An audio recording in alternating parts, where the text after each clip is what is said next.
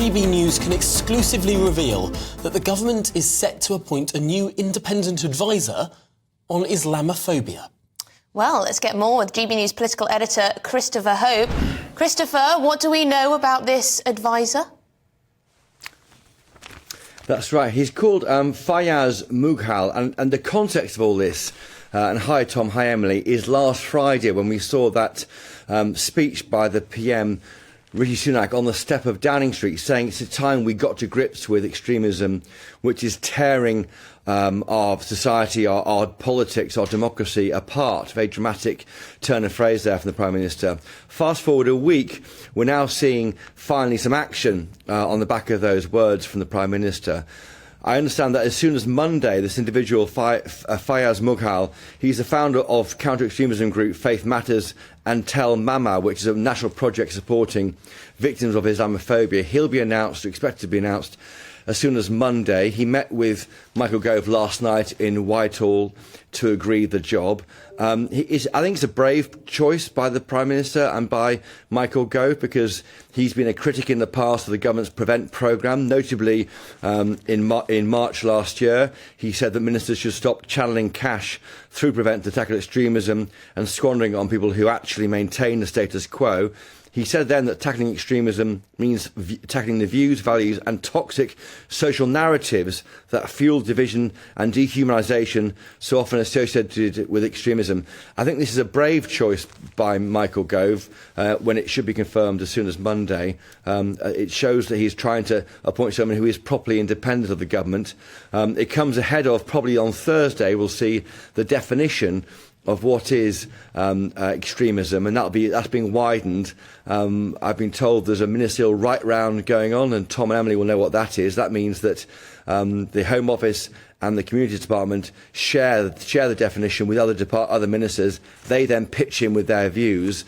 The concern with that, when it's now maybe on Thursday, could be that it could be broadened so wide that it could actually damage the campaigning work of other people who aren't extremists, maybe conservative Christian groups, for example, who oppose gay marriage and abortion. So there's risks when you try and define what extremism is, and that's probably why it hasn't been defined that firmly so far.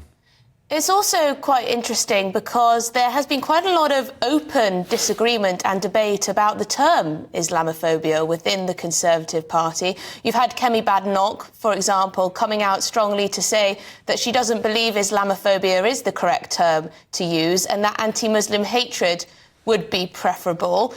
Perhaps this is a case of that not having quite the ring to it, I guess. Well, that's right, Emily. You're right, of course. The last independent advisor on Islamophobia was Imam Kari Asim. He was appointed in 2019 to advise ministers on producing a definition of Islamophobia.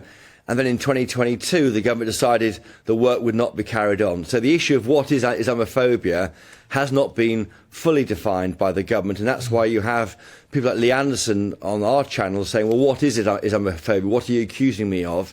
And it may be that we go towards getting a definition which everyone can agree on with this appointment. I'm not sure that's why. I think that's not it's in the job at the moment, but that is certainly what was the previous advisor before he left his job in 2022. Christopher, was looking is the official title here anti-Islamophobia Tsar?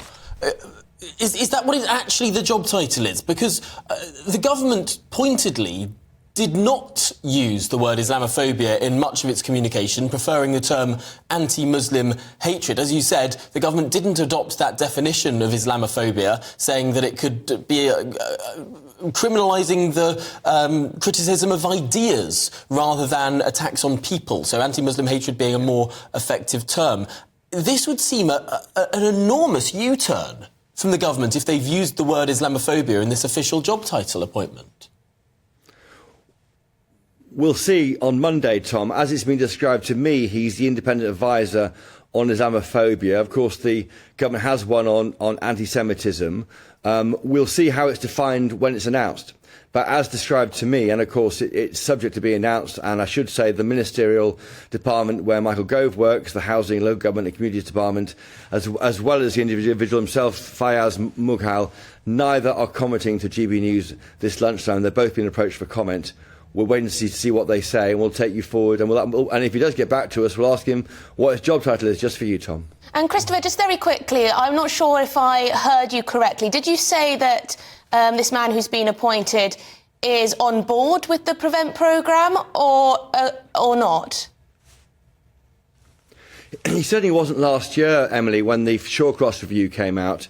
He said that it wasn't working. He backed William Shawcross's criticisms. That was a review ordered by Suella Braverman, at the time was the Home Secretary, and he said that if you're tackling extremism, you've got to tackle the views and values and toxic social narratives. He said that the Prevent scheme, which sits alongside Protect, which is the main one the Home Office do to keep us all safe. Prevent is a way of talking to community leaders and those in communities, more soft influencing, to try and talk to groups before they get radicalised. He was saying it wasn't working, money was being spent on targeting people who actually were trying to maintain the status quo. So he'd been critical then of how money was being spent. So it seems to me this individual is independent and does show possibly that the government is keen to make some ground here. Well, Christopher Hope, that's a really interesting exclusive report for us here on GB News. Thank you very much for bringing it to us. Well, we can now speak to Labour MP Graham Stringer, who joins us now. Graham, thank you very much for making the time to speak to us today. You just heard that exclusive from Christopher Hope. A new anti-Islamophobia czar has been appointed. I did, and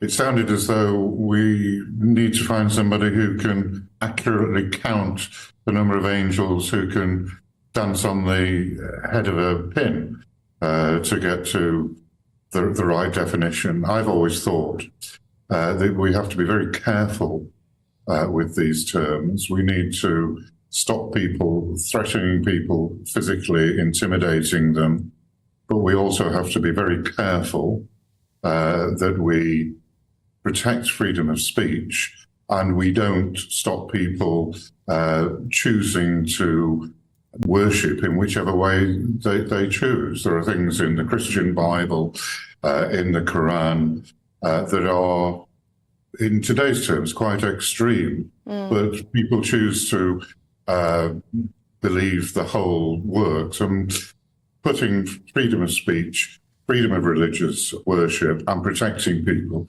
is quite a difficult task to carry out, I think.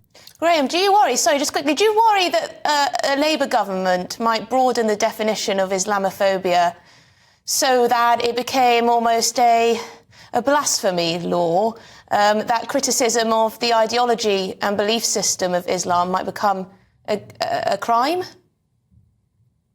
I worry in this whole area that well-meaning people in all the parties, my party, the Conservative Party, Lib Dems, actually, because they want to stop hatred, move into a blasphemy law, and they start basically encroaching on people's right of freedom of speech. I do worry about that, but I don't think it's peculiar to the Labour Party. People who want to do the right thing, stop hatred, can go too far.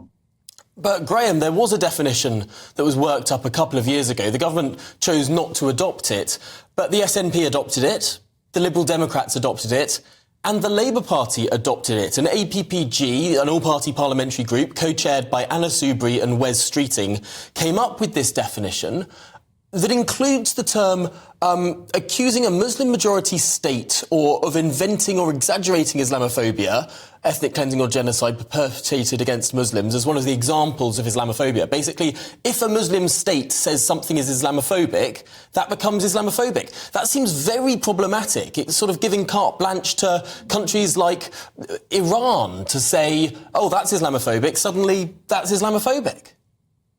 I agree with you. It's a bit of a worry, therefore, that would the Labour Party adopt the definition that it has adopted? Would that become law? Might that be spread out on the rest of society? In your previous question, I answered it by saying I do worry about, I'm sure Wes Streeting was well-meaning when he was looking for a definition like that. But as you point out, and I agree with the thrust of your question, you can end up allowing somebody else to define what your law is. And I think that on its own, taking it outside this very difficult sphere, is wrong. We should decide on our own definition, and it shouldn't be based on what another country decides.